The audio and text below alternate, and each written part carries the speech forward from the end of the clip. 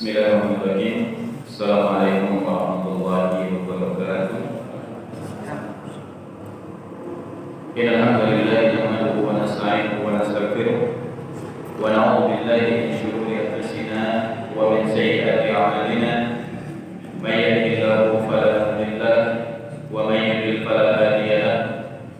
Asyhadu an la ilaha illallah wahdahu la syarika lahu wa asyhadu anna Muhammadan abduhu wa rasuluhu la nabiyya wa la rasula ba'da. Ya ayyuhalladzina amanu taqullaha haqqa tuqatih wa la tamutunna illa wa antum muslimun. Ya ayyuhan nasu taqu rabbakum alladzi khalaqakum min nafsin wahidah wa khalaqa minha zawjaha wa batha minhuma rijalan katsiran wa nisaa'a wattaqullaha alladzi tasaaluna bihi wal arham innallaha kana 'alaykum raqiba. Ya ayyuhalladzina amanu taqullaha wa qulu qawlan sadida yuslih lakum a'malakum wa yaghfir lakum dhunubakum wa may yuti'illah wa rasulahu faqad faza fawzan 'azima. Amma ba'd. Fa inna asdaqal hadithi kitabullah wa khairal hadi hadi Muhammadin sallallahu alaihi wasallam wa syarrul umuri muhdatsatuha wa kullu muhdatsatin bid'ah wa kullu bid'atin dhalalah wa kullu dhalalatin fin nari. Amma ba'd. Hadirin jamaah yang dirahmati Allah Subhanahu wa taala, pertama-tama marilah kita panjatkan puja dan puji kita kepada Allah Subhanahu wa taala yang telah memberikan berbagai macam karunia, anugerah dan nikmat, sehingga dengan karunia dan nikmat Allah Subhanahu wa taala kita diberikan nikmat Islam, nikmat iman, nikmat sunnah, nikmat sehat, nikmat rohul, dan nikmat panjang umur. Salawat dan salam semoga senantiasa tercurah limpahkan kepada Nabi besar kita Nabi Muhammad sallallahu alaihi wasallam, kepada keluarganya, sahabatnya, tabi'in, tabi'ut tabi'in, dan kepada seluruh umatnya yang senantiasa bertaat kepadanya sampai dengan hari kiamat. Jamaah yang dirahmati Allah Subhanahu wa taala, alhamdulillah pada malam hari ini kita dipertemukan kembali oleh Allah Subhanahu wa taala di masjid yang mulia ini dalam rangka menunaikan salah satu kewajiban kita kepada Allah Subhanahu wa taala, yaitu thalabul ilmi. Kemudian selanjutnya saya mengucapkan jazakumullahu khairan katsiran kepada seluruh penyelenggara panitia takmir masjid yang telah memberikan wasilah fasilitas untuk kita semua di dalam melaksanakan kajian yang mudah-mudahan Allah Subhanahu wa taala yang akan membalasnya nanti di hari yang tidak lagi bermanfaat anak, harta, kecuali orang yang mendatangi Allah Subhanahu wa taala dalam keadaan membawa hati yang selamat. Insyaallah pada malam hari ini pembahasan kita tentang mafatihu al-khairat, yaitu pintu-pintu kebaikan. Yang saya memandang bahwa pembahasan ini sangat penting bagi kita semua untuk senantiasa memiliki hamas, semangat di dalam melaksanakan berbagai macam amal. Karena ada sebagian manusia yang mereka minder tatkala mau melaksanakan amal-amal soleh. Jadi ada sebagian manusia yang beranggapan bahwa orang yang paling baik itu hanya orang yang menjadi seorang ustaz saja, atau orang yang paling baik itu hanya orang yang memiliki banyak harta saja, atau orang yang terbaik adalah orang dengan kriteria A, B, C, dan seterusnya. Nah, tapi perlu kita ketahui bahwa pintu-pintu kebaikan di dalam rangka kita mendapatkan ridho dan keutamaan dari Allah Subhanahu wa taala itu amat sangat banyak. Makanya Rasulullah sallallahu alaihi wasallam beliau bersabda, "Al-imanu bid'un wa sab'una syu'batan. A'laha qawlu la ilaha illallah wa adnaha imatatul adha an-tariq wal haya'u syu'batun minal iman." Di mana Rasulullah sallallahu alaihi wasallam bersabda, iman itu 70 sekian cabang. Dan iman yang paling tinggi adalah ucapan la ilaha illallah. Dan iman yang paling rendah adalah membuang gangguan, membuang duri dari jalan. Dan rasa malu itu bagian daripada iman. Hadis ini memberikan gambaran kepada kita bahwa iman itu memiliki banyak sekali cabang. Dan kalimat sab'un 70 yang disebutkan oleh Rasulullah SAW, ya sebagaimana yang dikatakan oleh para ulama ahli usul di dalam memahami konteks hadis atau ayat, tatkala Allah, tatkala Rasulullah SAW menyebutkan tentang adat bilangan, di mana mereka mengatakan mafhumul adat ghairu murad. Jadi tatkala Allah Subhanahu wa taala, tatkala Rasulullah SAW menyebutkan bilangan tertentu 70, 40, 6, 3, maka kata para ulama bilangan tersebut tidak menunjukkan batasan hanya sampai di situ. Kenapa demikian? Karena dimungkinkan selain daripada yang disebutkan itu ada berbagai macam perkara yang lain. Berarti di sini menunjukkan bahwa tatkala Rasulullah SAW menyebutkan bahwa iman itu 70 sekian cabang. Al-Imam Syafi'i rahimahullahu taala tatkala beliau menyebutkan bilangan arba'un, sab'un 70. Karena banyak sekali Pak Ibu yang dirahmati Allah Subhanahu wa taala. Nanti kalau Bapak atau Ibu mentadabburi Al-Qur'an, kemudian mentadabburi hadis-hadis Rasulullah sallallahu alaihi wasallam, akan sering mendapatkan angka 70. Maka kata Imam Syafi'i, ada 70 itu dia dulu ala katsir, menunjukkan sesuatu yang sangat banyak. Sama dengan kita bahasa Indonesia berapa? 1000. Kalau orang mengatakan kamu tidak akan pernah saya maafkan, meskipun kamu minta maaf kepada saya 1000 kali. Bagaimana kalau minta maafnya 1001? Apakah tetap dimaafkan? Enggak kan? Nah ini menunjukkan sesuatu yang apa? Yang banyak. Dalam artian berapapun kamu minta maaf, saya tetap tidak akan memaafkan. Nah ini menunjukkan sesuatu yang banyak. Nah begitu juga Rasulullah SAW menyebutkan tentang iman, di mana Rasulullah SAW iman itu 70 sekian cara. Yang paling tingginya adalah ucapan la ilaha illallah. Yang paling rendahnya adalah membuang duri dari jalan. Dan malu itu bagian daripada iman. Berarti di dalam hadis ini kita memahami bahwa iman itu memiliki maratib atau tingkatan iman. Begitu juga kalau kita lihat kepada orangnya, bahwa keimanan seseorang tidaklah sama antara satu dengan yang lain.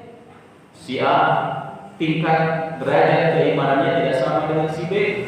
Si B keimanannya tidak sama dengan si C. Jadi ada tingkatan dan ada perbedaan kadar keimanan seseorang. Nah begitu juga amal. Dan perlu kita ketahui bahwa amal yang paling tinggi adalah amal yang berkaitan dengan konsekuensi daripada la ilaha illallah, yaitu tauhid kepada Allah Subhanahu wa taala. Karena sebagaimana kita ketahui daripada makna la ilaha illallah, la ma'budu bihaqqin illallah.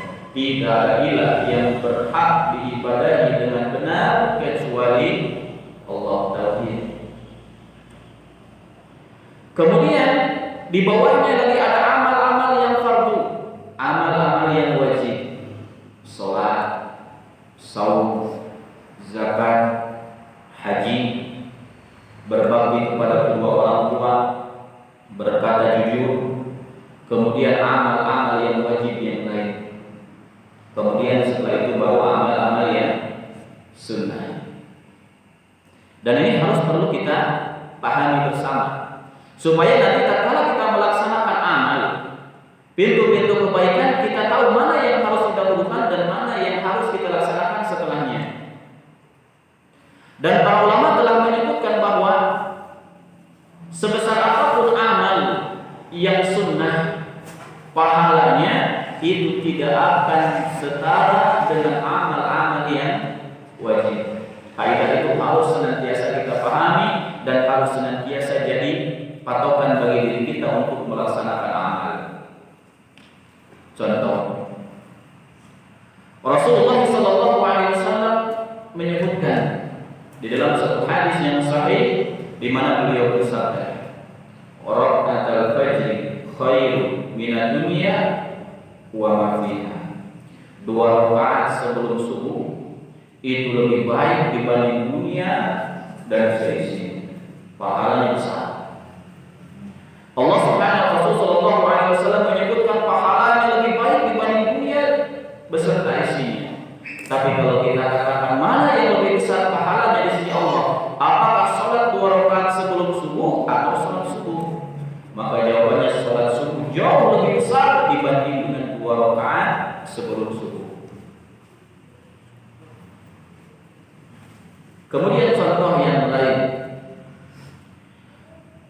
Su'ila Rasulullah sallallahu alaihi wasallam an shaumi yaum Arafah.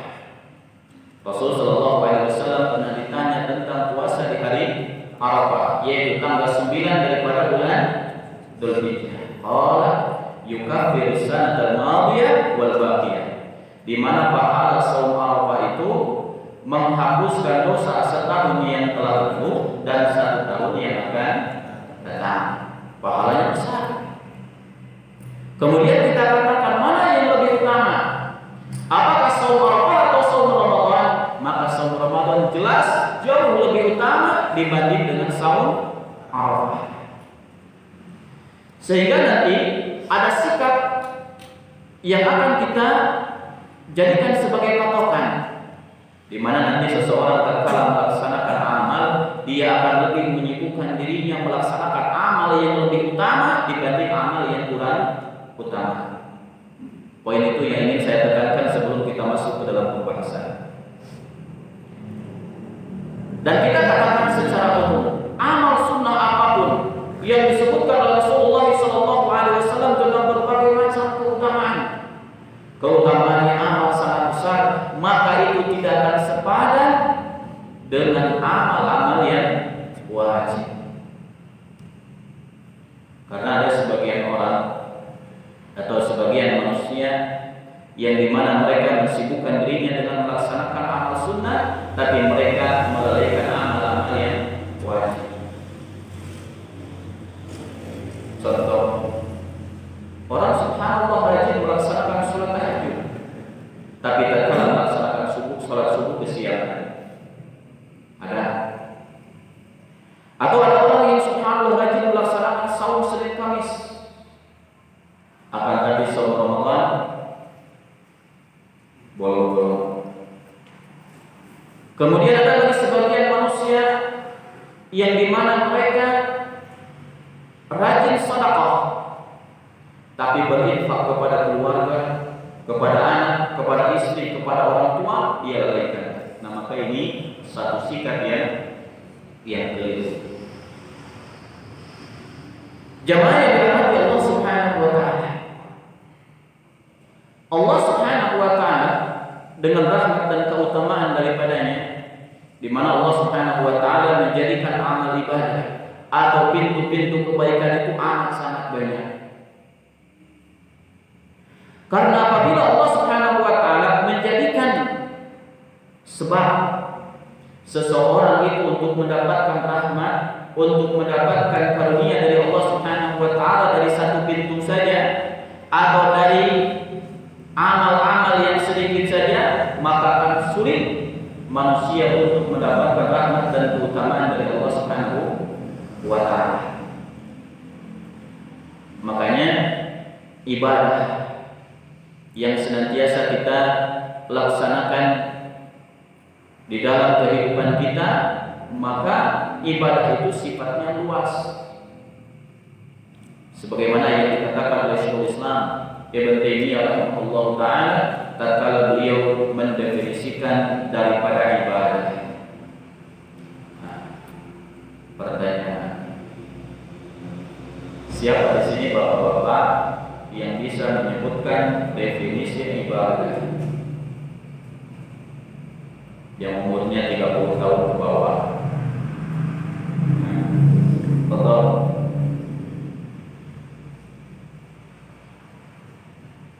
Ibadah itu apa? Kalau tidak tahu ini musibah ya. 30 tahun. 17. Oh, 17. Boleh lah, silakan. Segala sesuatu yang diridhoi Allah, segala sesuatu perbuatan yang diridhoi. Segala sesuatu yang diridhoi oleh Allah Subhanahu wa taala. Betul, tapi kurang lengkap. Saya ingin yang lengkap. Mengapa dulu? Dengan ditambahkan. Iya. Jadi tambahannya betul segala sesuatu yang diridhoi Allah, tapi ditambahkan yang menimbulkan kebaikan sekaligus ikhlas menjalankannya dan tidak mengharap apapun, ikhlas. Yang tidak mengharap apapun, yaitu ikhlas. Allah. Karena betul. Tapi catatan harus berdiri. Harus berdiri. Betul. Cuma. Iya. Tapi kurang tepat. Iya. Segala sesuatu yang diperintahkan oleh Allah SWT dan dicontohkan oleh Rasulullah SAW. Ibadah itu adalah sesuatu yang diperintahkan oleh Allah dan dicontohkan oleh Rasul Sallallahu Alaihi Wasallam. Betul, tapi bukan itu. Iya. Silakan. Iya, silakan. Suatu perkara yang dikerjakan berdasarkan dalil dan sunnah Rasulullah SAW. Suatu perkara yang dikerjakan berdasarkan dalil dan sunnah Rasulullah Sallallahu Alaihi Wasallam. Bisa, tapi bukan itu juga. Antum mujtahidun, istihad. Di dalam kaidah fikih, orang yang beristihad dan dia benar di dalam istihadnya, maka dia mendapatkan berapa pahala? 2, karena istihadnya dan karena benarnya. Dan orang yang beristihad qadarullah salah, maka dia mendapatkan 1 kebaikan. Tapi yang jadi pertanyaan, kita belum jadi seorang mujtahid. Nah, kita masih mubtadi, orang yang pemula di dalam mempelajari ilmu. Baik. Para ulama menyebutkan yang dimaksud dengan ibadah yaitu ismun jami'un li kulli ma yuhibbuhullah wa yarda minal aqwali wal af'ali adh-dhahirati wal batinah. Nanti Pak itu yang dinamakan ibadah adalah sunnah yang dicintai oleh Allah Subhanahu wa taala dan diridhoi olehnya. Sampai di situ tadi Pak. Minal aqwal, baik dari bentuk ucapan, wal af'al ataupun perbuatan, adh-dhahirati wal batinah, baik yang nampak atau yang tersembunyi, itu ibadah. Jadi ibadah itu seluruh nama yang dicintai oleh Allah Subhanahu wa taala dan diridhoi oleh Allah Subhanahu wa taala, baik berupa ucapan, perbuatan yang nampak ataupun yang tersembunyi. Nah, itu yang namanya ibadah. Zikir itu perbuatan lisan, berarti ucapan. Takut nampak atau tidak nampak? Tidak, dalam hati. Salat Sholat amal apa ini?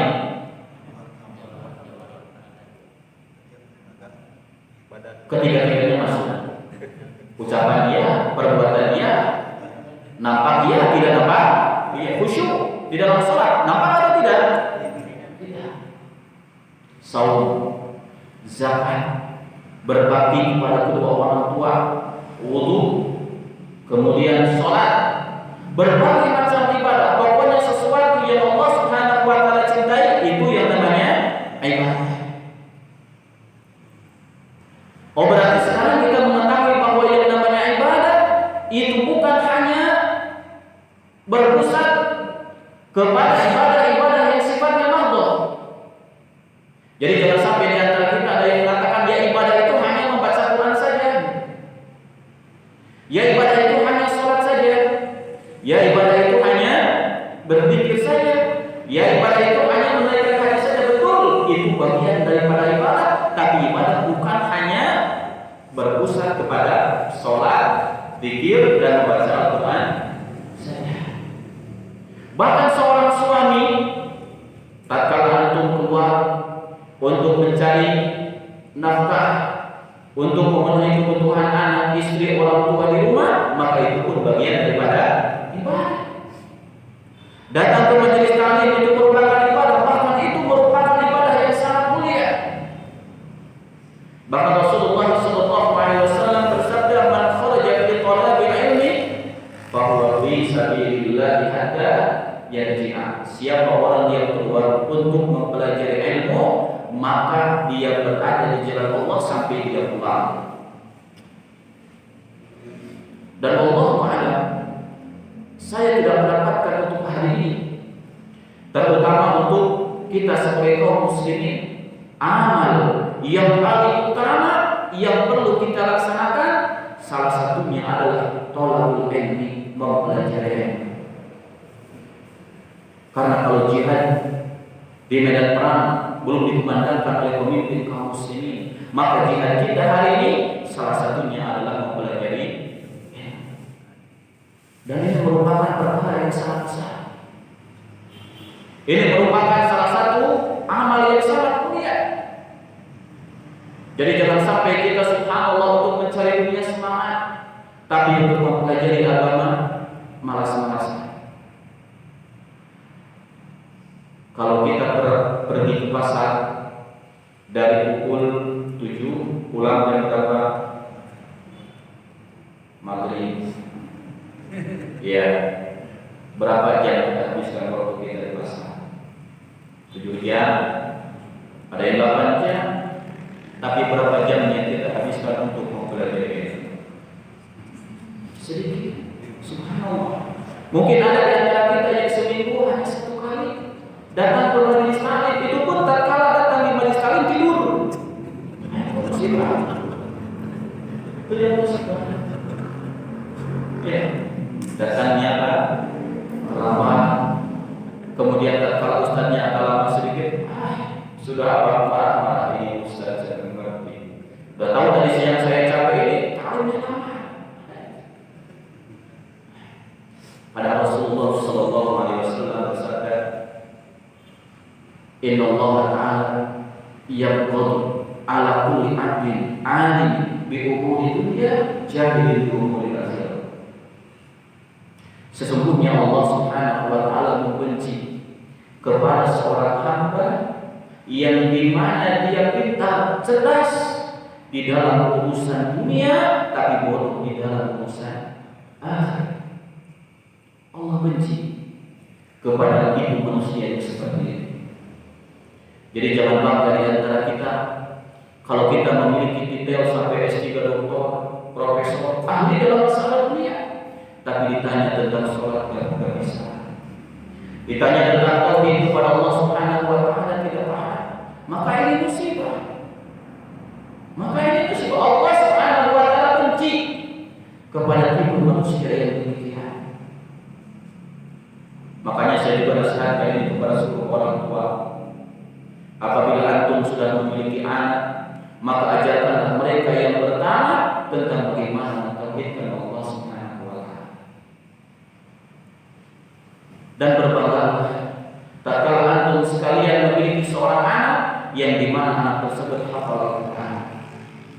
yang dimana anak tersebut menjadi seorang anak yang soleh dan solehah, maka itu suatu kebanggaan bagi orang tua. Kenapa? Karena anak tersebut akan memberikan manfaat kepadanya di dunia dan juga akan memberikan manfaat di akhirat. Maka didikkan mereka dengan didikan Islam. Ajarkan kepada mereka tauhid kepada Allah Subhanahu wa taala. Bukankah kita tahu bahwa Rasulullah sallallahu alaihi wasallam beliau bersabda, "Idza mata al-adam inqata'a 'amaluhu illa min thalath." Apabila anak Adam meninggal maka terputus seluruh amalnya kecuali apa? Tiga. Illa min shadaqatin jariyah. Kecuali sedekah jariyah. Bersedekah. Kemudian waladun shalih yad'ulah, seorang anak yang saleh yang mendoakan orang tua. Kemudian yang ketiga al-ilmu nafi, ilmu yang bermanfaat. Mungkin di antara kita kalau memiliki ilmu belum sampai. Mungkin di antara kita kalau bersedekah dengan harta kita kekurangan, kita belum mampu. Tapi Allah memberikan kepada antum sekalian kesempatan yang ketiga. Allah titipkan kepada antum seorang anak. Maka jadikanlah mereka sebagai sedekah jariyah nanti di dunia dan maka ini merupakan satu pintu kebaikan yang bisa kita peroleh. Jadi jangan sampai sekarang sebagai orang tua itu bangga tatkala anaknya sukses di dalam urusan dunia. Maka sekarang kan banyak orang tua yang seperti ini. Kalau melihat anaknya ketika ada samaran gitu ya, joget di panggung, orang tuanya bangga, oh itu anak saya katanya pintar jogetnya, oh itu anak saya narinya bagus. Nah, tapi tatkala anaknya rajin ke masjid, kemudian menghafal Quran, orang tuanya hariwang, gelisah. Aduh, katanya anak saya mau jadi apa nanti di masa depan? Kerjaannya cuma hafal Quran, kerjaannya cuma apa ke masjid. Bingung katanya saya seperti itu. Nah ini yang musibah. Ini ya yang musibah.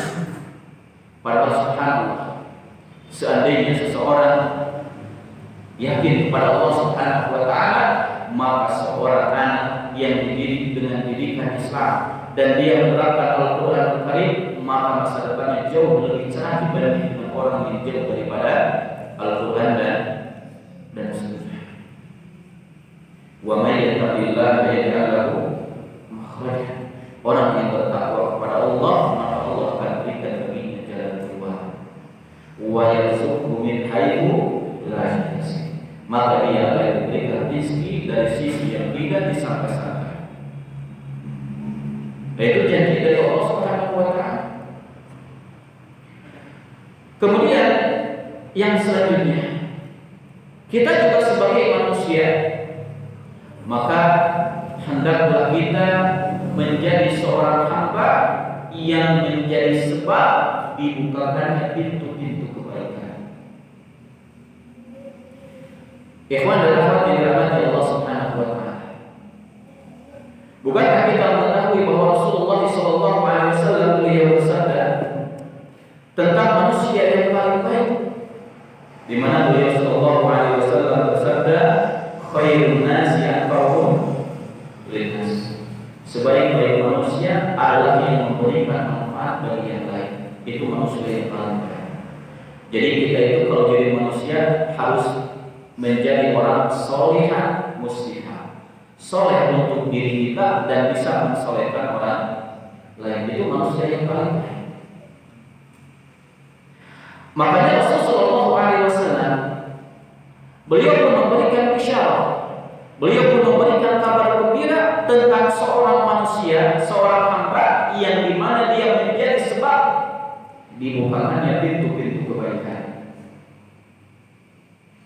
Di mana Rasulullah SAW bersabda di dalam satu riwayat yang dikeluarkan oleh Imam Ibnu Majah, yang ini ditulis oleh Syekh Muhammad Nasiruddin Al-Albani rahimahullah taala di dalam kitab beliau Silsilah Al-Ahadits As-Shahihah.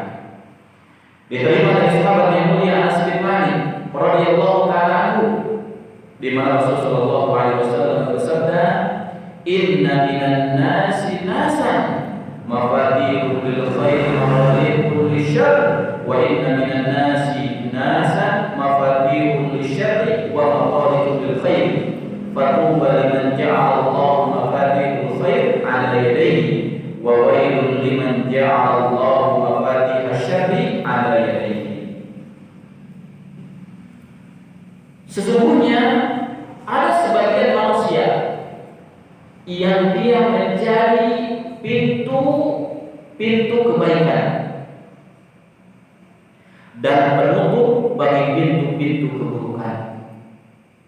Dan ada sebagian manusia yang dia menjadi pembuka pintu-pintu kejelekan dan penutup pintu-pintu kebaikan. Kemudian kata Rasulullah, maka berbahagialah bagi siapa yang Allah Subhanahu wa taala jadikan pintu-pintu kebaikan kepada tangannya. Dan celakalah bagi orang yang Allah Subhanahu wa taala menjadikan pintu-pintu keburukan terhadap dirinya. Jadi manusia itu ada dua yang disebutkan oleh Rasulullah SAW di dalam hadis yang mulia ini.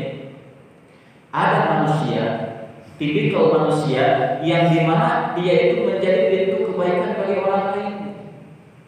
Tapi ada lagi sebagian manusia yang dia menjadi pintu keburukan bagi yang lain. Kemudian kata Rasulullah, berbahagialah orang yang Allah jadikan kepada dirinya sebagai pembuka pintu-pintu kebaikan, dan celakalah bagi orang yang Allah menjadikan terhadap dirinya pembuka pintu-pintu keburukan. Dan ini pun terjadi di dalam kehidupan kita. Antum kan punya teman, ya? Pasti di antara kita punya teman.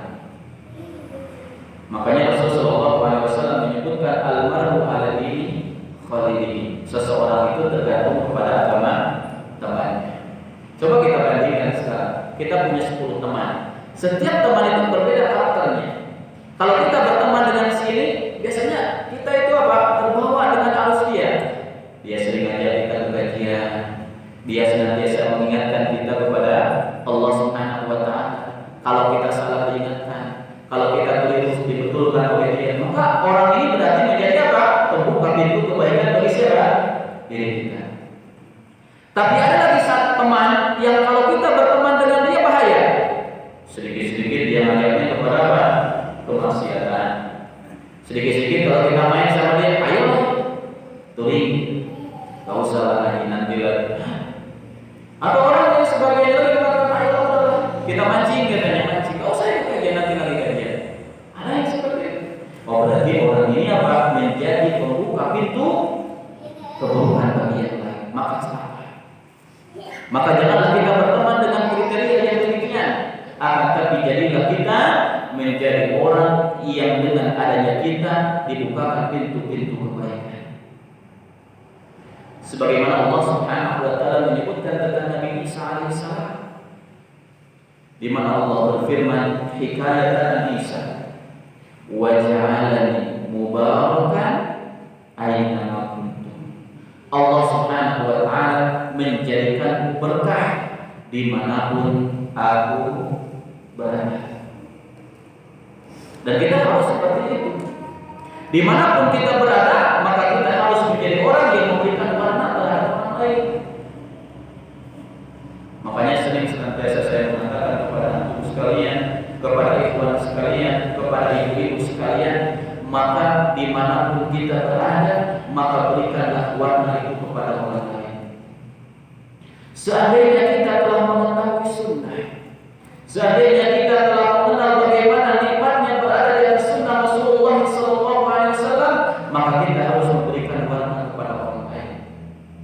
Tidak boleh kita mengatakan sudahlah orang pantasnya mereka, yang penting diri kita yang selamat. Tidak boleh. Akan tapi kita harus memberikan kebaikan itu kepada orang lain. Kalau kita hidup bermasyarakat, maka berikanlah kepada mereka manfaat. Berikanlah kepada mereka nasihat.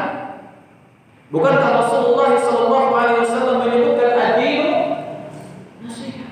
Agama itu adalah nasihat. Meskipun kita bukan merupakan seorang yang ahli ilmu, Meskipun kita bukan merupakan seorang ulama, tapi memberikan nasihat itu tidak dilarang dengan sesuatu yang kita telah benar-benar mengetahui. Jadi jadilah kita menjadi manusia yang membuka pintu-pintu kebaikan bagi siapa? Bagi orang lain. Jangan menjadi manusia yang menjadi pembuka pintu-pintu keburukan bagi yang lain. Ikhwan dan akhwat yang dirahmati Allah Subhanahu wa taala, banyak sekali pintu-pintu kebaikan atau jalan-jalan kebaikan yang disebutkan oleh Allah Subhanahu wa taala di dalam Al-Qur'an. Begitu juga yang disebutkan oleh Rasulullah sallallahu alaihi wasallam di dalam sunnahnya. Maka hendaklah kita sebagai seorang muslim mensibukkan diri kita dengan sesuatu yang bisa memberikan manfaat bagi diri kita.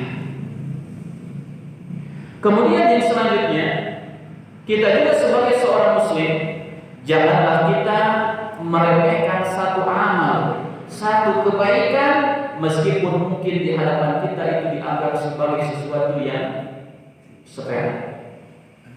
La tahqiranna minal ma'rufi syai'an walau an talqa akhaka biwajhin talqin. Janganlah kamu menganggap sepele amal sedikit apapun, meskipun itu hanya tatkala bertemu dengan saudaramu dalam keadaan menampakkan wajah yang ceria. Itu amal. Itu merupakan satu kebaikan. Jangan di antara kita meremehkan apapun amal yang itu merupakan kebaikan atau ibadah kita kepada Allah Subhanahu wa taala. Maka para ulama di dalam masalah ini mereka mengatakan tentang kaidah yang sangat berharga, kaidah yang sangat mulia. Dan ini nukil dari salaf, dari ulama-ulama terdahulu, di mana mereka mengatakan rubba amalin saghirin tu'addimuhu niyyah wa rubba amalin kabirin tusaddiquhu an-niyyah. Di mana mereka mengatakan betapa banyak amal yang kecil tapi itu bisa bernilai besar di sisi Allah Subhanahu wa taala dengan sebab niat. Dan betapa banyak amal-amal yang besar tapi bernilai kecil di sisi Allah Subhanahu wa taala, itu pun dengan sebab niat. Jadi amal yang dilakukan meskipun menurut pandangan kita kecil, akan tapi bisa jadi besar pahalanya di sisi Allah Subhanahu wa taala. Kenapa demikian? Karena niat. Makanya seorang muslim kalau dia ingin mendapatkan kebaikan di dalam seluruh kehidupan di atas permukaan dunia ini, maka hendaklah dia seluruh aktivitas dia niatkan karena Allah Subhanahu wa taala. Dan inilah fungsi niat. Di mana para ulama menyebutkan di antara fungsi niat itu adalah membedakan antara ada dengan ibadah. Itu niat yang membedakan. Itu salah satunya. Dan dengan niat sesuatu yang bernilai ada, kebiasaan, itu bisa berubah menjadi ibadah dengan sebab niat. Maka jangan sepelekan niat di dalam hati kita. Salah satu contoh, kalau seseorang sekarang makan itu hukum asalnya apa, Pak? Mubah. Tapi bukan mubah bahasa Indonesia, bahasa Sunda gitu ya. Mubah di sini boleh, mau makan enggak ya terserah. Tapi makan ini bisa berubah menjadi ibadah kalau kita niatkan. Saya makan ini saya niatkan untuk apa? Supaya nanti pas saya datang ke majelis taklim, ketika mendengarkan kajian tidak ngantuk. Nah, itu jadi ibadah. Itu jadi apa? Ibadah. Tidur. Seseorang sekarang tidur. Niatkan apa? Tidur itu untuk ibadah. Saya tidur setelah Isya. Untuk apa? Supaya nanti sepertiga malam terakhir saya bisa bangun. Kemudian saya bisa melaksanakan sholat tahajud. Maka berubah tidur ini yang tadinya mubah berubah menjadi ibadah. Jadi niat ini amat sangat dahsyat. Niat ini amat sangat dahsyat. Dan kadar apa? Pahala yang akan diperoleh oleh seseorang tatkala dia melaksanakan ibadah itu dikembalikan kepada niat yang ada di dalam hatinya. Maka subhanallah, Pak, memperbaiki niat ini jauh lebih penting dibanding dengan memperbaiki amal.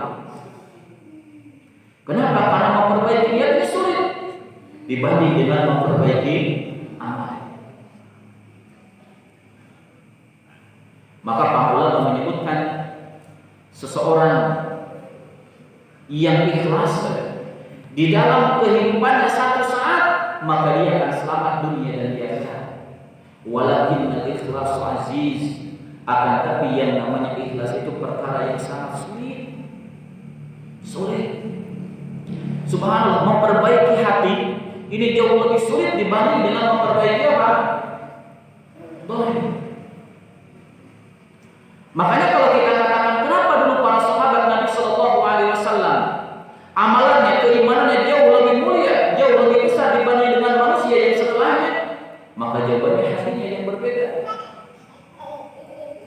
Makanya kan Rasulullah Shallallahu Alaihi Wasallam menyebutkan tentang seseorang itu tidak boleh menghina para sahabat. Di mana beliau Shallallahu Alaihi Wasallam bersabda, "La tasubbu ashabi, walladzi nafsi biyadihi, law anfaqa ahadukum mithla uhudin dhahaba, ma balagha mudda ahadihim wala nasifahu." Janganlah sekali-kali kalian menghina, mencaci sahabat-sahabatku. Demi zat yang jiwaku berada di tangannya, seandainya salah seorang di antara kalian setelah para sahabat berinfak emas sebesar gunung Uhud, maka itu tidak akan sama dengan satu mud yang diinfakkan oleh para sahabat berupa kurma atau mungkin setengahnya. Apa yang membedakan hatinya? Yang membedakan adalah hati. Dan begitu juga di antara kita hari ini. Seandainya si A, si B, si C sholat isya berjamaah, safnya sama-sama di saf pertama, apakah tatkala pembagian pahala si A dengan si B sama pahalanya? Maka jawabannya tidak. Kalau si A mungkin ada sholatnya khusyuknya lebih baik, kemudian rukun tumannya yang dinaikkan juga lebih baik, tapi si B mah ikhlas di awal, di tengah-tengah, tiba-tiba dia di akhirnya ikhlas lagi dan seterusnya, maka pahala yang akan diperoleh juga berbeda. Meskipun Fatihahnya sama, suratnya sama, rukunya sama, sujudnya sama. Nah, maka disinilah akan timbul di dalam diri kita benar-benar memperhatikan tentang keabsahan dan kesahihan tatkala kita melaksanakan amal. Jamaah yang dirahmati Allah Subhanahu wa taala. Kemudian apa yang harus kita laksanakan untuk mendapatkan dan untuk memperoleh keridhaan dari Allah Subhanahu wa taala di dalam masalah beramal? Tadi sudah kita katakan bahwa pintu-pintu kebaikan itu amat sangat banyak. Makanya kalau Allah Subhanahu wa taala di hari kiamat, di akhirat nanti menjadikan surga itu memiliki berapa pintu? Berapa pintu, Pak? Berapa pintu? 8. Ada yang 7? Ada yang 6? Gak ada. Yang 5? Tidak ada. Ibu-ibu? Berapa, Bu? Diam. Kalau perempuan diam, as-sukutu ridho. Diamnya seorang wanita ridho. Nah, itu kaidah. Ya. Pintu surga itu ada 8. Dan manusia nanti di hari kiamat akan masuk ke dalam pintu surga sesuai dengan amal, prioritas amal yang dia laksanakan ketika di dunia. Kalau seseorang di dunia amal yang paling baik yang dia laksanakan adalah sholat, maka dia akan masuk dari pintu sholat. Seandainya seseorang di dunia memiliki amal yang khusus, yaitu shaum, maka dia akan masuk dari pintu raya. Kemudian seandainya seseorang tatkala dia di dunia memiliki amal yang khusus yaitu jihad di jalan Allah Subhanahu wa taala, maka dia akan masuk dari pintu jihad.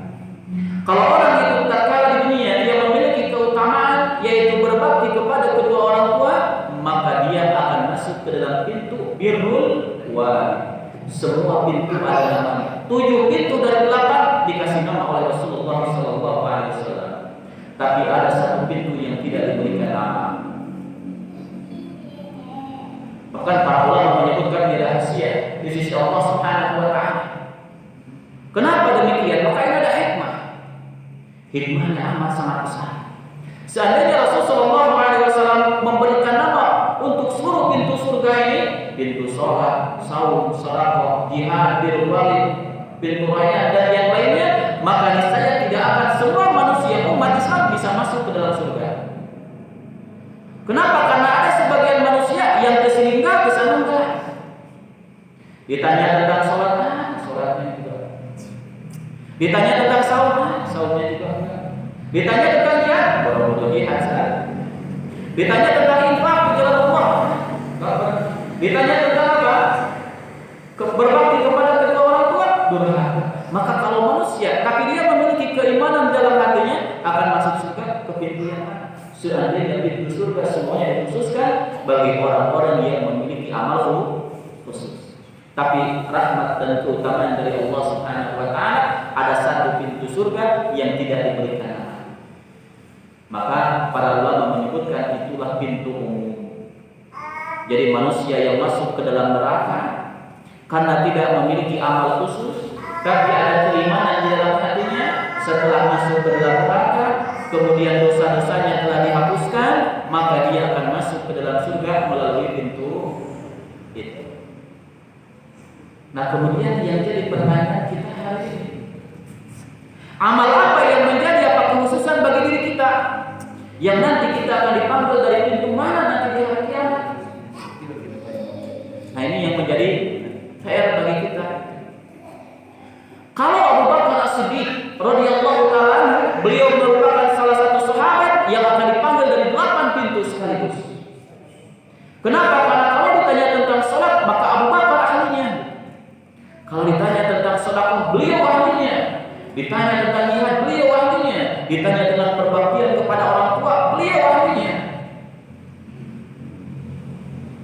Maka Abu Bakar As-Siddiq jadi sahabat yang akan dipanggil dari 8 pintu surga.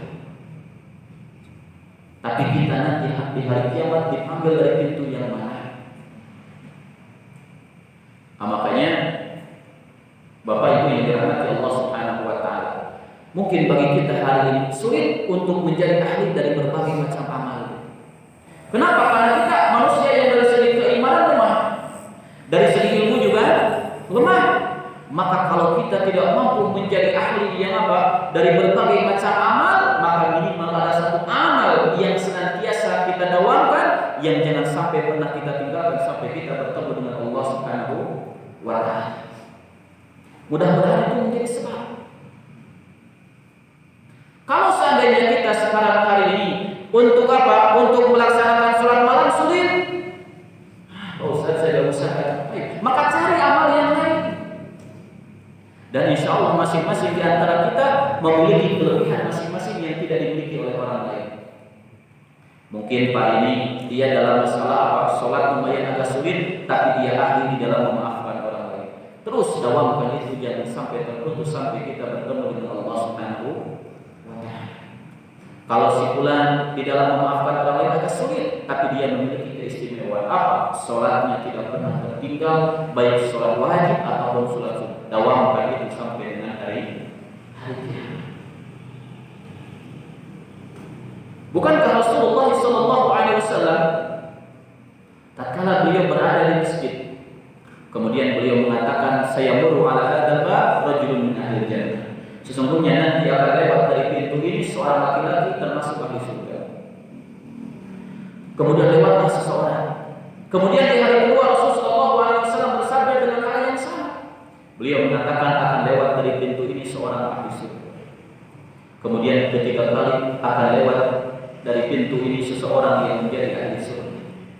Kemudian para sahabat melihat bahwa yang lewat dari pintu itu orangnya sama. Maka Abdullah bin Amr bin As radhiyallahu ta'ala beliau penasaran, apa amal yang khusus yang dilaksanakan orang ini sehingga Rasul mengatakan orang ini ahli surga. Maka sampai akhirnya Abdullah bin Amr bin As mengikuti orang ini sampai ke rumahnya. Setelah orang ini sampai ke rumahnya, Abdullah bin Amr bin As mengetuk pintu dan mengucapkan salam. Kemudian kata Abdullah bin Amr bin As, wahai fulan, sesungguhnya saya ingin bertamu ke rumah. Kalian apa? Maka dia persilakan. Setelah itu maka Abdullah bin Amr bin As mengatakan, sesungguhnya saya ingin menginap di rumahmu. Maka dia persilakan.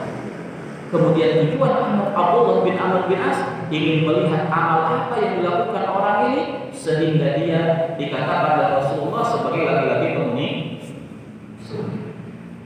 Di malam pertama dia lihat bagaimana sholatnya biasa, saum biasa, ya biasa sebagaimana orang yang pada umumnya. Kemudian di hari kedua dilihat juga, malamnya dilihat juga ternyata tidak ada yang istimewa. Di malam ketiga juga diperhatikan, dilihat, dan ternyata tidak ada amal yang luar biasa. Setelah hari ketiga, maka Abdullah bin Amr bin As izin untuk minta pulang. Karena memang ada bertamu jangan lebih dari 3 hari. Jangan sampai kita nginap di rumah orang seminggu. Maka Pak, Ibu yang dirahmati Allah, kewajiban kita menjamu tamu itu hanya sampai 3 hari. Setelah selesai 3 hari, mau kita usir boleh, hak kita. Boleh. Mau kita tidak jamu itu hak kita. Tapi selama 3 hari kewajiban kita menjamu tamu. Maka Bapak ini jangan sampai kita bertamu ke rumah orang sampai 1 minggu. Nah, apalagi antum bertamunya ke rumah janda. Bahaya. Kemudian di hari yang ketiga, Abdullah bin Amr bin As beliau izin pulang. Kemudian sebelum pulang beliau berkata, wahai fulan, sesungguhnya tujuan saya menginap di rumahmu karena saya mendengar Rasulullah SAW bersabda awalku ahli surga. Tapi selama 3 hari 3 malam saya tidak melihat amal yang istimewa yang kau laksanakan. Maka kata orang itu, saya tidak memiliki amal yang istimewa kecuali satu. Apa itu? Beliau mengatakan sesungguhnya apabila di hari tersebut ada orang yang menyakiti aku, ada orang yang menggibah aku, maka aku langsung memaafkan orang tersebut. Dan saya tidaklah tidur kecuali saya telah memaafkan semua orang yang telah menyakiti. Oh, berarti itu amal yang sangat apa? Yang sangat mulia. Mungkin orang itu kalau dilihat dari segi ilmu biasa, tapi orang itu memiliki keistimewaan yang tidak dimiliki oleh apa? Orang lain. Nah, makanya saya nasihatkan kepada ibu-ibu yang dirahmati Allah Subhanahu wa taala. Maka ibu-ibu hendaklah menjadi seorang perempuan yang mudah memaafkan orang lain. Kalau disakiti sama tetangga, sudah maafkan saja. Jangan sampai ini terbawa marahnya sampai beberapa tahun. Iya. Pada Rasulullah SAW bersabda, la yahillu lil muslimin an yahjura akhahu fawqa 3 ayyamin. Tidak dihalalkan bagi seorang muslim menghajar saudaranya lebih daripada 3 hari. Yaltaqiyan, kemudian kedua orang ini bertemu. Fayudidu hada, fayudidu hada. Yang satu melengos, yang satu melengos, tidak mau apa? Yang tidak mau berpapasan. Wa khairukum alladhi yabda'u bis-salam. Yang paling baik di antara keduanya adalah orang yang pertama kali mengucapkan salam. Indah. Ini pintu kebaikan. Ini ibadah kepada Allah Subhanahu wa taala. Subhanallah. Berarti ibadah yang amat sangat luas. Ini rahmat dan keutamaan dari Allah Subhanahu wa taala. Makanya seorang muslim harus tahu potensi dirinya di mana gitu. Tapi yang repot kalau seseorang tidak tahu potensi dirinya di mana gitu. Mungkin maaf kalau saya katakan di sini ada orang tua yang sudah lemah. Pak Ustaz, kalau saya berjihad sudah tidak kuat, tidak mungkin meraih apa? Ibadah dari pintu jihad itu.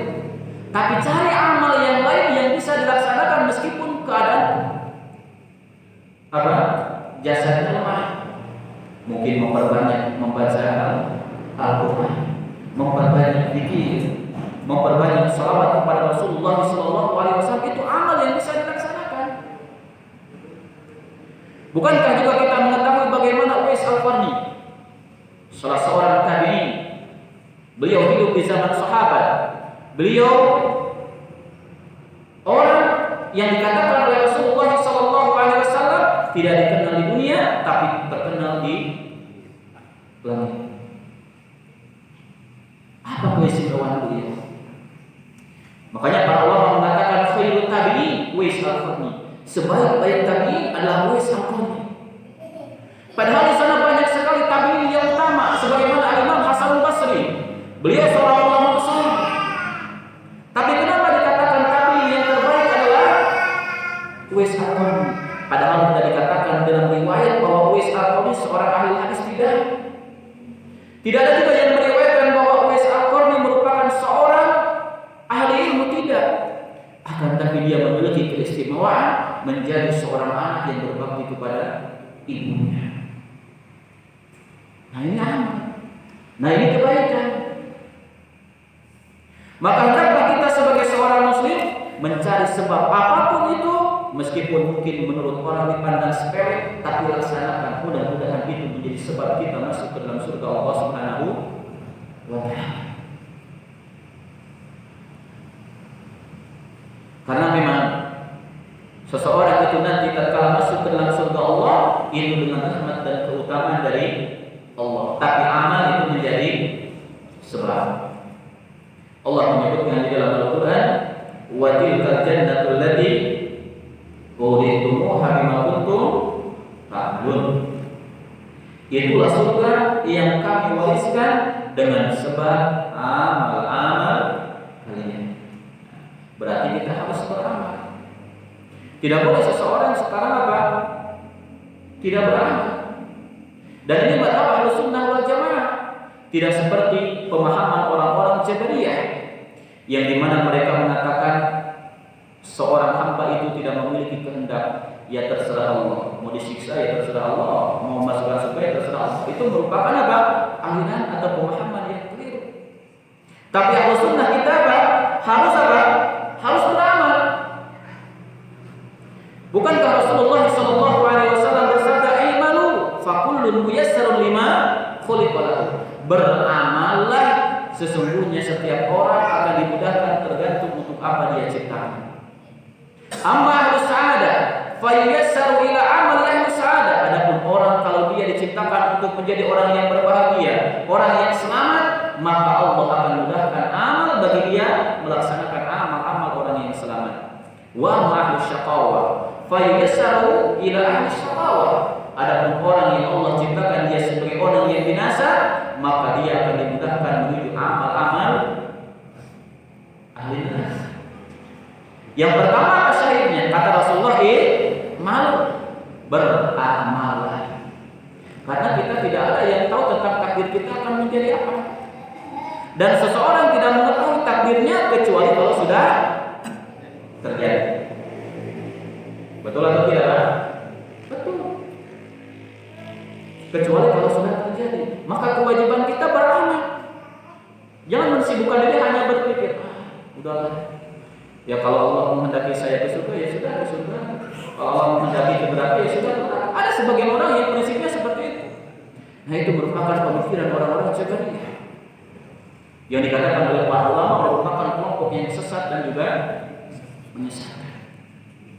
Maka kewajiban kita harus memperbanyak amal. Apapun itu. Meskipun sebagian manusia menganggap itu merupakan amal yang sepele. Salah satu contoh.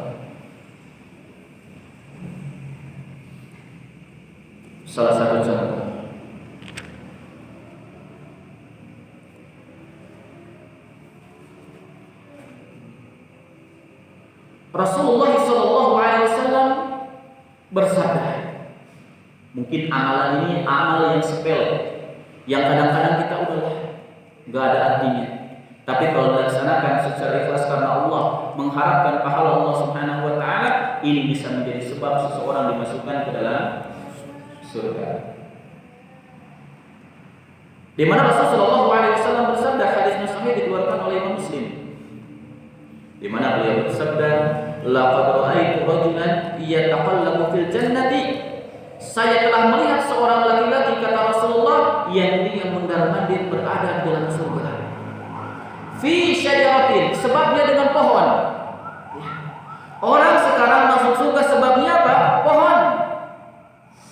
Qata'aha fi dhahri thariq kanat tu'dil muslimin, yang dimana tatkala dia lewat, dia melihat pohon yang condong ke jalan, kemudian dia tebang pohon itu.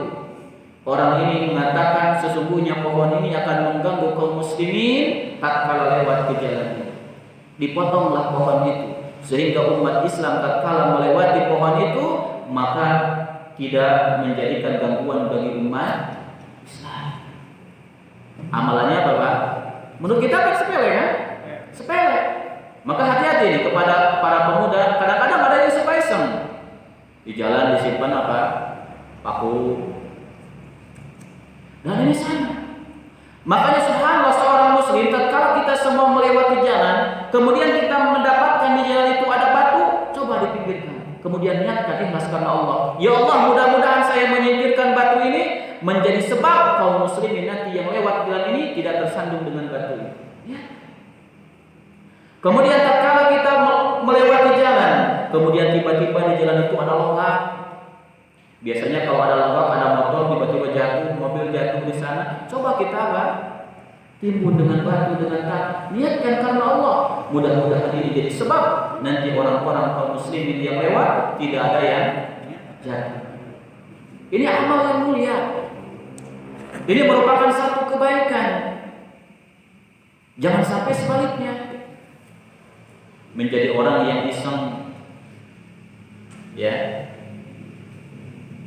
Makanya Rasulullah SAW pernah menyebutkan di dalam hadis, yang ini juga hadis sahih dikeluarkan oleh Imam Al-Bukhari dan Imam Muslim, di mana beliau bersabda, ittaqullahi, takutlah kalian terhadap dua orang yang suka dilaknat.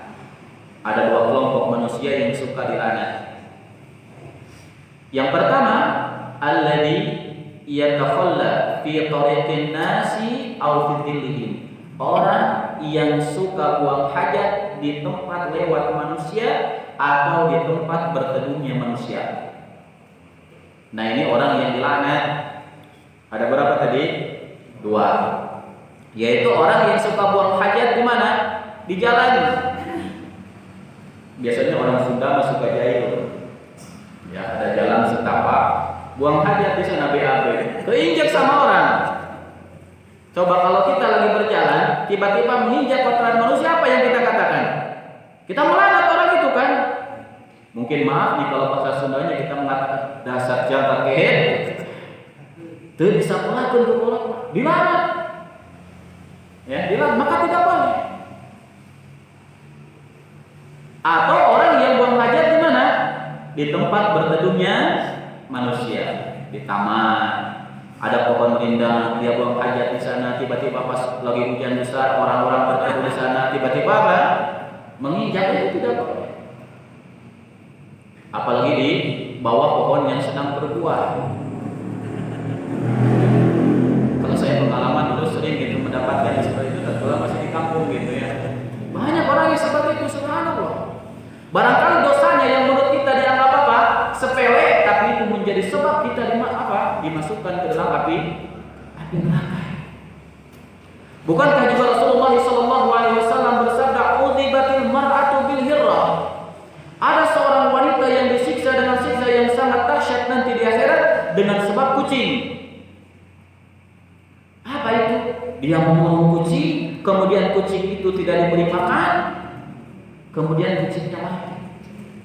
Kemudian kata Rasulullah, seandainya orang itu melepaskan kucing itu, maka kucing itu akan mencari makan sendiri. Maka lihat, perkara dosa yang menurut kita dianggap biasa, tapi itu bisa menjadikan sebab mendapatkan siksa yang sangat dahsyat. Makanya hati-hati ya bapak-bapak anu suka minum manuk burung. Bapak-bapak ada burung di rumah minum burung gitu, manuk Pak. Maka hati-hati, jangan kadang-kadang kurang disepelekeun gitu. Cenah kausan kan dia mangan manuk. Ingat manuk oge makhluk Allah. Bukankah Rasul sallallahu alaihi wasallam bersabda, "Irhamu man fil ardi yarhamukum man fis sama." Rahmati semua yang ada di bumi, maka yang di langit akan merahmati dirimu. Meskipun itu hewan, meskipun itu binatang. Mending kalau orang memberikan makan. Kadang-kadang orang punya burung gitu disimpan di sangkar yang sempit, tidak pernah diurus, makannya telat, maka bisa jadi itu jadi sebab orang itu mendapatkan siksa yang dahsyat nanti di sisi Allah Subhanahu wa taala. Ya. Kemudian yang selanjutnya, dan ini kisah yang masyhur. Amal yang sepele, kebaikan yang menurut kita dianggap biasa, tapi ini bisa menjadi apa? Bisa menjadi sebab seseorang itu mendapatkan rahmat Allah Subhanahu wa taala, bahkan surga. Ini juga hadisnya sahih dikeluarkan oleh Imam Al-Bukhari dan Imam Muslim. Diterima dari sahabat yang mulia Abu Hurairah radhiyallahu taala anhu, di mana Rasulullah sallallahu alaihi wasallam bersabda, "Bainama rajulun yamshi bi tariqin ishtadda 'alaihi 'atash." Dulu ada seorang laki-laki yang sedang berjalan di satu jalan, kemudian dia diterpa kehausan. Fawajada bi'ran, maka dia mendapatkan sumur. Fanazala fiha fashariba, maka dia turun ke sumur itu dan dia pun minum. Tsumma kharaja, kemudian dia naik lagi dari sumur itu. Fa idza kalbun yalhaqu ya'kulu thara min al-'atash. Tatkala dia naik dari atas sumur, dia menemukan seekor anjing yang sedang kukuriringan. Anjing ini merasakan kehausan. Saking kehausannya dikatakan anjingnya ngaletakan jukut. Saking kehausan. Faqala rajul, maka laki-laki ini berkata, "Laqad balagha hadzal qalbu min al-'atashi mithla alladhi kana qad balagha minni." Anjing ini merasakan kehausan sebagaimana tadi saya pun merasakan kehausan. Fanazal al-bi'ra, maka dia itu turun lagi ke sumur, famala khuffahu ma'an, maka dia pun mengisi sepatunya dengan air. Tsumma amsakahu bi fammihi, kemudian sepatu itu digigit oleh mulutnya. Karena kan orang naik apa? Naik dari sumur ke atas itu kan menggunakan dua tangan, maka sepatu yang ada airnya digigit oleh dia. Ya, hatta raqiya fasaqal qalba. Kemudian dia itu naik, kemudian setelah naik diberikan air itu kepada anjing. Fasyakarallaha lahu faghafar, maka amal itu diterima oleh Allah dan Allah mengampuni seluruh dosa-dosa dia. Kemudian di dalam riwayat yang lain, ini juga masih dalam riwayat Al-Bukhari dan Muslim, konteksnya hampir sama tapi pelakunya berbeda. Di mana dalam riwayat yang lain yang memberikan minum adalah seorang bahagia, atau di dalam bahasa kita seorang pelacur, yang dimana dia pulang daripada pelacuran.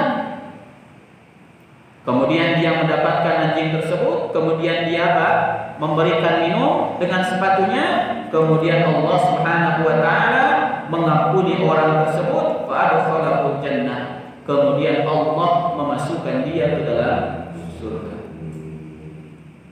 Nah, berarti lihat, amal yang menurut kita kecil, kalau kita laksanakan dengan ikhlas, maka itu bisa mendatangkan maghfirah dari Allah Subhanahu wa taala. Dan inilah sikap kita. Kemudian kalau saya mengatakan qiyasul aula, qiyasul aula itu dalam artian qiyas yang menunjukkan lebih dari itu. Maka kita bisa mengatakan amal yang sepele, amal yang menurut kita merupakan amal yang kecil, dilaksanakan dengan ikhlas karena Allah Subhanahu wa taala, itu sudah menjadi sebab seseorang dimasukkan ke dalam surga, apalagi amal yang besar. Maka saya katakan seperti ini, antum sekalian Bapak Ibu yang dirahmati Allah Subhanahu wa taala, datang ke majelis ini mungkin segi pahala dan segi amal jauh lebih besar dibanding dengan hanya memberi minum seekor anjing. Pahalanya amat sangat besar, amalannya amat sangat besar. Maka perhatikanlah niat kita harus senantiasa karena Allah Subhanahu wa taala. Maka mudah-mudahan amal yang besar ini bisa lebih memasukkan diri kita ke dalam surga Allah Subhanahu wa taala. Jamaah yang dirahmati Allah Subhanahu wa taala. Nah, inilah sebagian daripada pintu-pintu kebaikan yang disebutkan oleh Rasulullah SAW. Sengaja saya memberikan contoh yang paling kecil. Supaya apa? Supaya timbul dalam hati kita, subhanallah, yang kecil saja, amal yang kecil saja bisa memasukkan seseorang ke dalam surga, apalagi kalau saya melakukan amal yang lebih. Dan para ulama sepakat bahwa amal yang paling mulia untuk hari ini setelah tauhid kepada Allah Subhanahu wa taala, melaksanakan rukun Islam dan rukun iman, salah satunya adalah apa? Thalabul ilmi. Dan kita mengatakan bahwa hari ini amal yang paling mulia adalah seseorang mampu berbakti kepada kedua orang tuanya. Dan hari ini kita katakan bahwa amal yang paling mudah, amal yang paling utama, terutama bagi para ibu, adalah apabila seorang istri mampu berbakti kepada suami. Ini amal yang paling mulia, ini amal yang paling utama. Bahkan hari ini saya nasihatkan ini kepada para ibu yang dirahmati Allah Subhanahu wa taala. Hari ini tidak ada amal yang paling memudahkan bagi para ibu untuk masuk ke dalam surga Allah Subhanahu wa taala kecuali seorang ibu, seorang istri mampu berbakti kepada suami. Bukankah Rasulullah sallallahu alaihi wasallam bersabda, "Idza shallatil mar'atu khamsaha wa shamat syahraha wa ata'at wa hafizat farjaha wa ata'at ba'laha qila laha udkhulil jannata min ayyi abwabin syi'ti." Apabila seorang wanita mampu melaksanakan salat yang 5 waktu, saum di bulan Ramadan, menjaga kemaluannya untuk tidak berzina dan berbakti kepada suaminya, maka nanti di hari kiamat akan dikatakan kepada istri tersebut, masuklah engkau ke pintu surga saja mana yang kau kehendaki. Jalan tol menuju surga bagi para istri cukup berbakti kepada suami.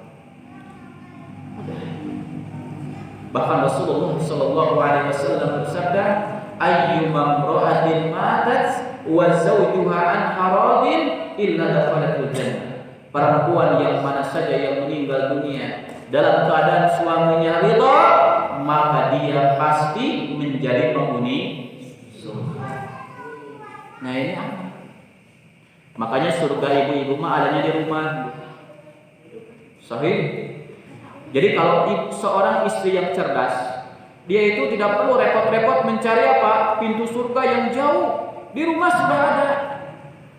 Cukup ibu-ibu berbakti kepada suami, layani mereka, kemudian cari keridhaan suami, kemudian berkata dengan perkataan yang baik.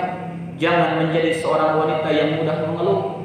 Jangan menjadi seorang wanita yang meninggikan suaranya di depan suami. Nah, itu baru yang namanya seorang wanita yang saleh.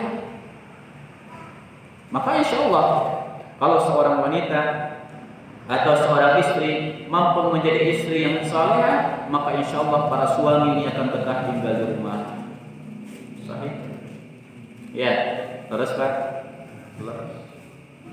Bapak sekarang punya rumah 2 tingkat mewah, ada kolam renangnya. Secara hitung-hitungan kita, masya Allah kayaknya enak tinggal di rumah itu. Tapi bapak di rumah memiliki seorang istri yang cerewet, galak, omongannya kasar. Betah nggak bapak tinggal di rumah? Gak bakal betah. Mungkin dia mengatakan saya lebih betah tinggal di warung Ustaz. Saya lebih betah tinggal di pos ronda Ustaz. Kenapa? Subhanallah, tatkala saya pulang ke rumah dimarahi oleh istri. Maka ini musibah. Ya, maka ini adalah musibah. Maka suaminya tidak akan pernah merasakan kebahagiaan.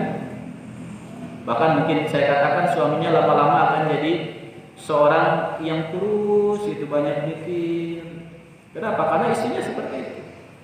Ya, karena istrinya seperti itu. Nah, ini adalah merupakan salah satu sebab seseorang itu akan mendapatkan pintu kebaikan.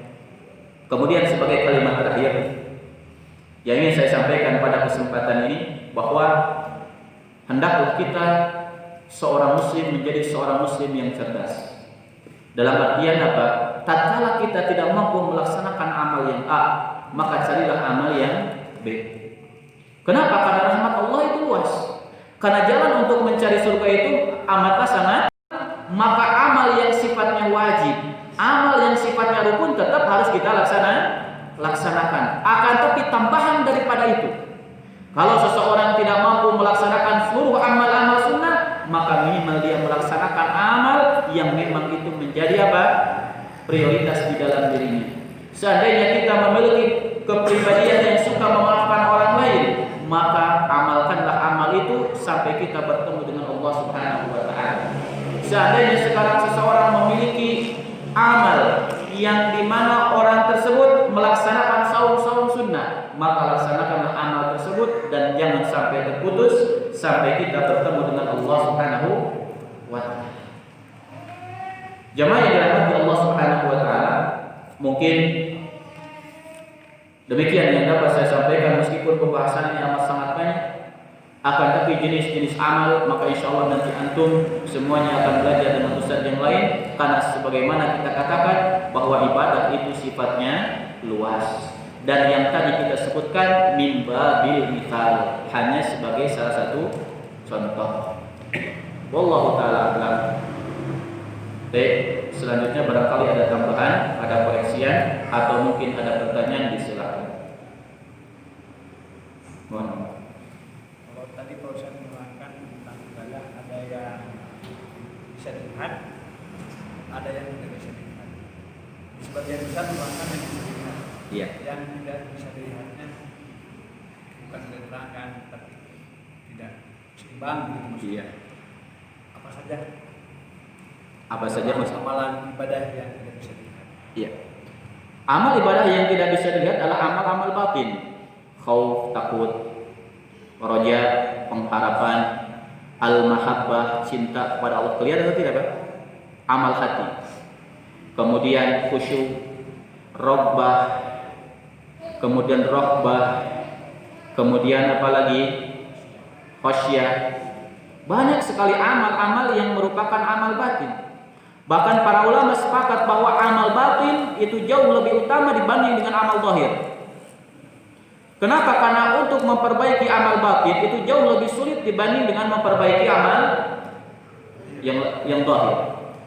Tauhid kepada Allah Subhanahu wa taala, keyakinan itu adanya di mana, Pak? Di hati. Kita meyakini Allah Subhanahu wa taala pencipta, Allah Subhanahu wa taala yang mengatur alam semesta, Allah Subhanahu wa taala yang menghidupkan dan yang mematikan, Allah Subhanahu wa taala Ar-Razzaq yang memberikan apa? Rezeki. Itu amal hati. Kemudian al-wala, al-bara, banyak sekali itu merupakan amal-amal apa? Amal-amal batin yang akan tetapi perlu kita ketahui, tatkala seseorang memiliki amal batin, maka akan timbul buahnya menjadi amal zahir. Ya, amal zahir. Kenapa engkau sekarang mau sholat? Karena saya, Pak, meyakini kalau saya sholat itu menjadi sebab saya ke dalam surga. Jadi dari hati kemudian kemana? Lahir. Dan hati ini sebagaimana yang dikatakan oleh para ulama, ini merupakan mesin atau pusat kendali atau raja, dan zahir ini merupakan anak buah. Jadi kalau kita mau melaksanakan A, B itu tergantung hatinya dulu gitu. Kalau kata hati A, maka diaplikasikan oleh lahir. Tapi kalau kata hatinya C, berarti lahirnya juga C dan seterusnya. Nah itulah, Pak, diantara contoh amal-amal batin. Wallahu a'lam. Nah, mohon maaf.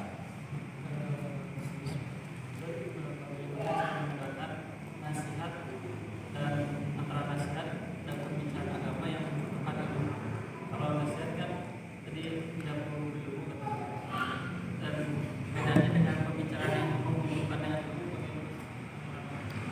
Taib. An-nasihat itu sifatnya apa? Umum. Jadi antum memberikan nasihat kepada orang baik dengan ucapan boleh.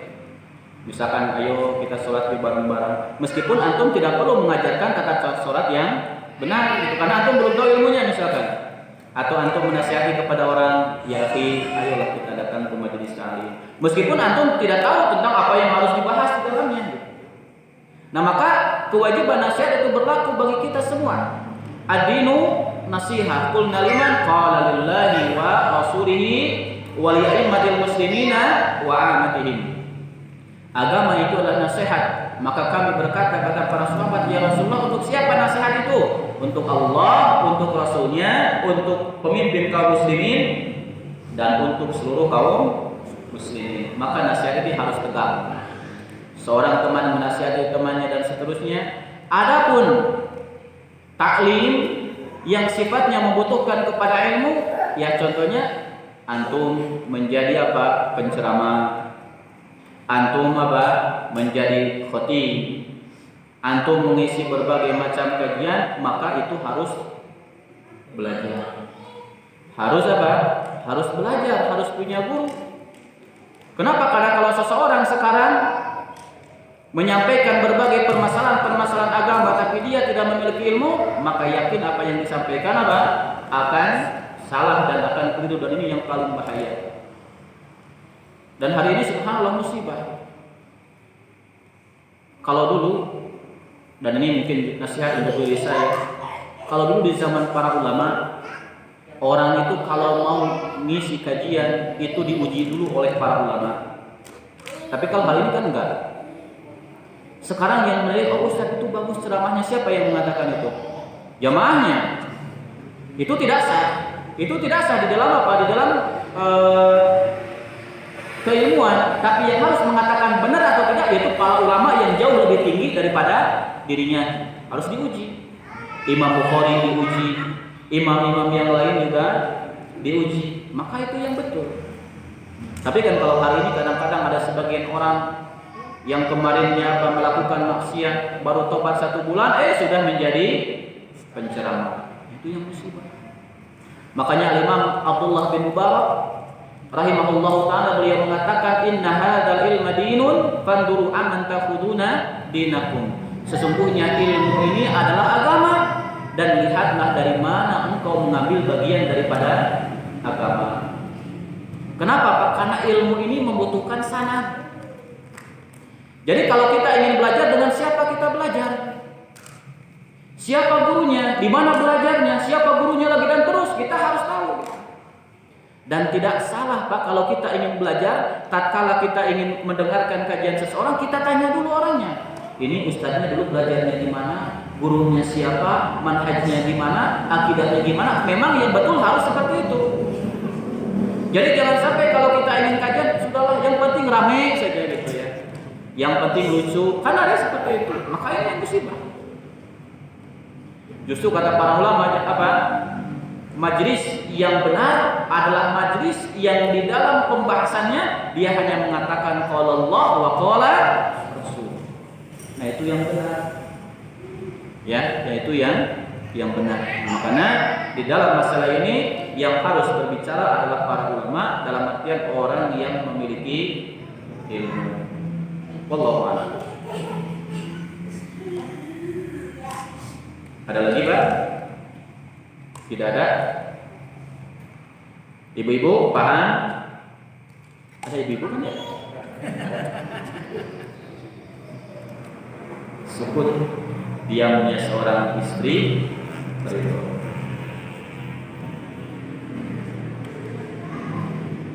Dan ini memang berlaku di dalam masalah khitbah. Jadi kalau seorang laki-laki ingin melamar seorang perempuan, kemudian datang dia ke walinya, tatkala datang ke walinya, yang mengatakan, Pak, saya ingin melamar anakmu. Orang tuanya nanya, nah mau gak kepada laki-laki? Anaknya dia, berarti mau. Berarti mau, tapi itu kalau anak perawan. Kalau janda beda lagi. Iya. Iya. Kalau janda tusta'dzan, diminta izin, karena janda itu pasti akan ngomong, gak mau ah. Kemudian mau ah. Itu zaman dulu. Tapi hari ini berbeda. Orang yang belum nikah aja dia sudah punya pilihan sendiri. Pak, saya ingin nikah aja dengan sini katanya. Nah, kenapa? Muruahnya sudah hilang. Muruahnya sudah hilang. Banyak musibah hari ini. Kalau zaman dulu ya perempuan itu ayo dia. Kalau sekarang kan yang paling banyak tingkah siapa? Perempuan. Maaf kalau hari ini kita lihat aplikasi yang suka joget-joget itu apa namanya? TikTok. Nah, TikTok. Coba lihat yang paling banyak mengisi siapa? Perempuan. Nah, ini yang musibah. Subhanallah. Maka hendaklah kita para orang tua yang dirahmati Allah Subhanahu wa taala, qu anfusakum wa ahlikum. Nah, jagalah dirimu, orang tua, keluargamu dari siksa api neraka. Baik. Kalau tidak ada kita cukupkan dulu sampai di sini. Mudah-mudahan apa yang disampaikan bisa bermanfaat. Kita tutup dengan doa kafaratul majlis. Subhanakallahumma wa bihamdika asyhadu an la ilaha illa anta astaghfiruka wa atubu ilaik. Assalamualaikum warahmatullahi wabarakatuh.